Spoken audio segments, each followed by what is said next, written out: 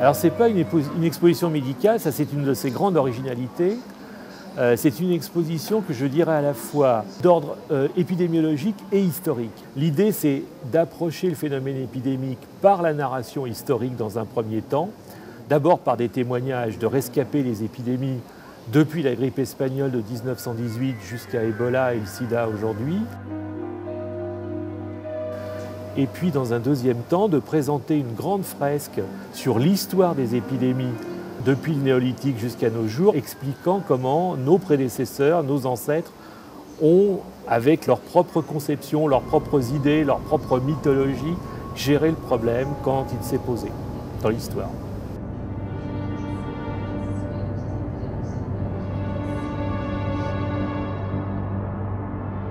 De ce foyer rayonnant, des hommes de savoir et de dévouement sont partis sur la route. Ils se sont penchés sur la souffrance pour l'honneur de la science. L'Inde, pays fabuleux des légendes, est aussi le pays de la... Le premier objectif, c'était d'indiquer que la conception nouvelle des épidémies qui est la nôtre aujourd'hui est sensiblement différente de la conception traditionnelle pasteurienne. On a pris conscience que ce n'était pas simplement le microbe qui était la cause de la mortalité infectieuse ou de la propagation des épidémies, mais que les activités humaines, que l'homme lui-même avait une responsabilité majeure dans ces phénomènes. Le deuxième objectif, c'était évidemment un objectif, je dirais, d'éducation à la santé, concernant les comportements adoptés en cas de crise épidémique. L'usage des masques, le lavage des mains, la nécessité d'observer les consignes transmises par les autorités.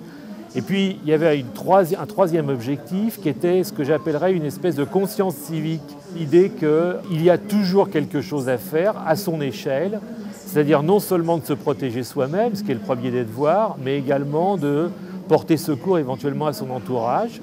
Et puis le quatrième message, c'était d'indiquer que le phénomène est d'emblée global et qu'aujourd'hui, parler des épidémies n'aurait plus aucun sens si on ne parlait pas des problèmes à l'échelon global de toute l'humanité que pose la mortalité infectieuse.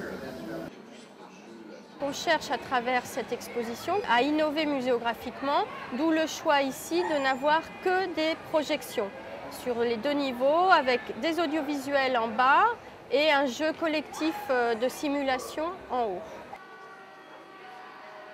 Le principe du jeu est assez simple en fait. On demande au public de venir sur le plateau et il est tout de suite traqué, repéré par un dispositif de caméra qui est là-haut et ce qui nous permet de caler sur lui donc, ce qu'on appelle l'aura qui va le suivre pendant tous ses déplacements.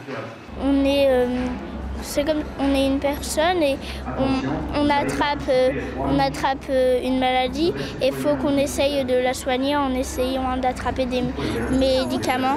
Quand on n'est pas malade, par exemple, il faut prendre quelque chose pour ne pas être contaminé. Moi, j'ai beaucoup aimé. Cette aura elle a deux fonctions en fait. Elle est d'abord informative. Elle donne des informations sur le statut viral de son utilisateur, des informations sur sa température qui lui permettent de savoir s'il a été infecté ou pas, des informations sur l'argent qu'il a pu récolter sur le plateau lors de ses déplacements, le nombre de points qu'il a, et puis c'est tout. Surtout ce qui était bien, c'est qu'on apprenait ce que c'est le sida, comment il se contamine, comment on peut être éloigné de cette maladie, etc.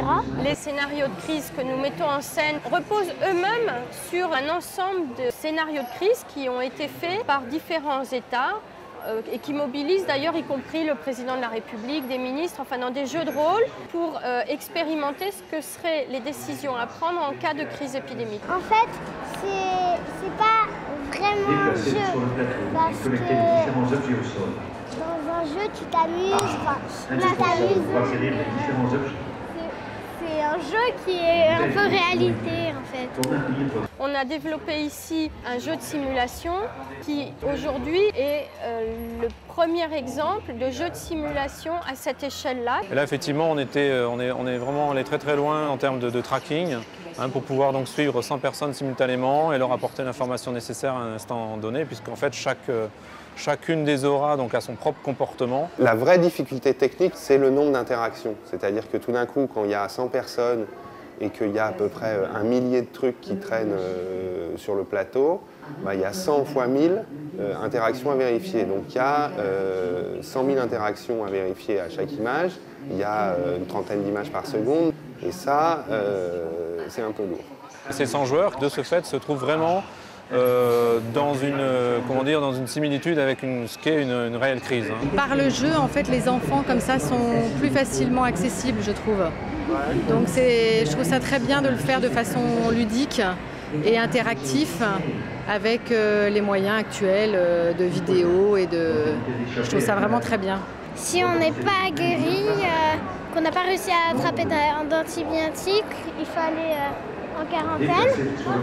Rien ne peut arrêter, en fait, c'est ce qui est très bien dit dans le reportage, c'est que rien ne peut arrêter en fait, la propagation d'un virus, surtout par les aéroports, par le biais de tous les transports.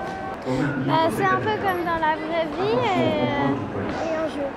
C'est aussi un peu un jeu. Les gens, une fois qu'ils en ont entendu parler une fois, en fait, seront peut-être plus sensibilisés pour respecter toutes les consignes qui leur seront données par le gouvernement.